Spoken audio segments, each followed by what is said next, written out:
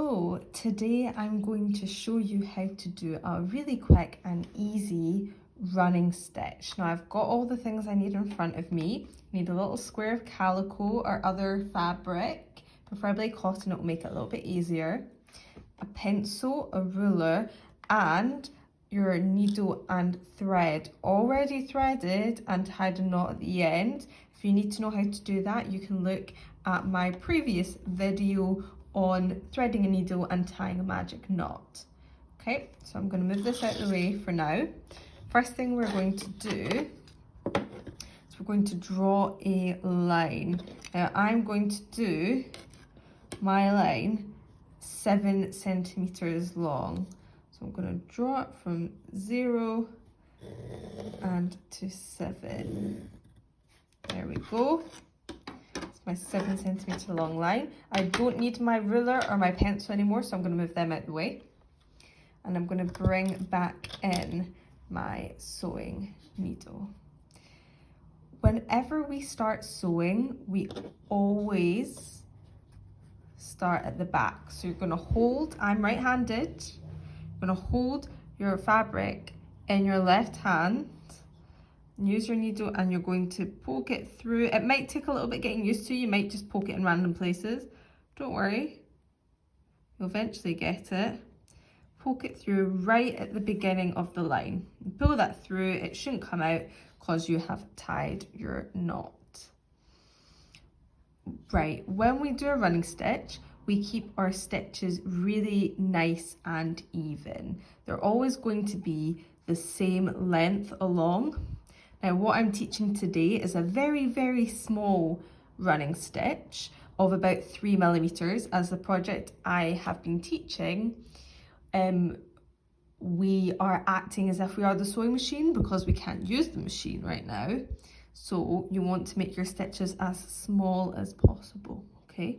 So I'm going to use my needle, measure along around about 3 millimeters, push it through and pull it out the back.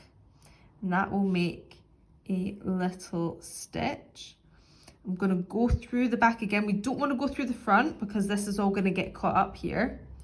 We want to go to the back, find where we are again, 3 millimeters across, and pull the needle through.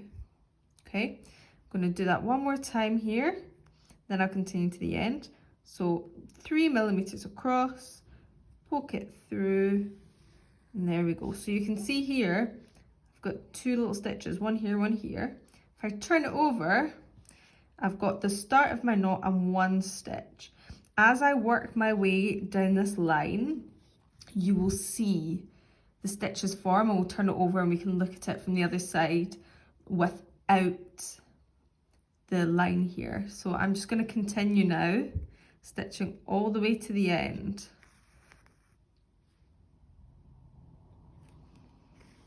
We're going to use this method where we're poking in and out. We're going in and out of the fabric. Sometimes when you're younger, this can be referred to as the in and out stitch, but we're going to call it the running stitch, which is the proper name. Okay. Keep going. I will probably be faster than you will, so don't worry. If you're slower than I am, it takes quite a lot of practice.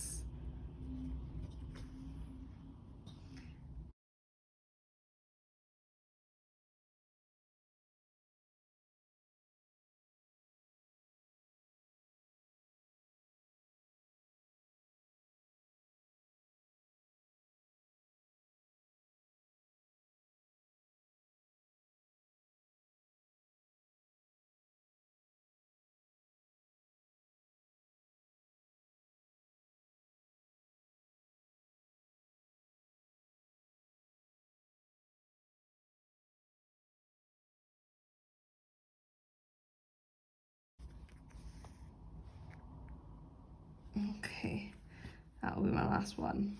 I'm gonna switch it over now so we can see from the back. Okay, so nice straight lines. What happens if we pull it too tight is this.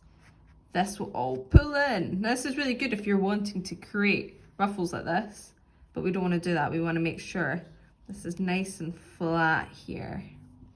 Okay. Once you have completed your stitching, so this is the front. Once you've completed your stitching, I'm going to show you how we tie this off at the end. What I want you to do is, these are called stitches. These are all individual little stitches. What we do is we slide the needle, do you see that? Under the previous stitch.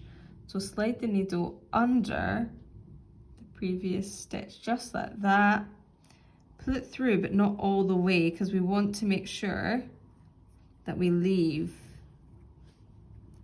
a gap here. See this little loop? We've left this loop. Now, what we will do is we'll go through the loop.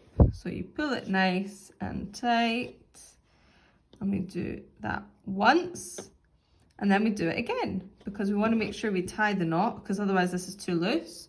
So we go through that little stitch again, not the new one we've created, just the previous one, slide under it, pull it through, but not all the way, and then through your little loop and pull it tight. And that has created your running stitch. So from the front, that's it. We go in and out 3 millimeters apart, and that is how you do a running stitch.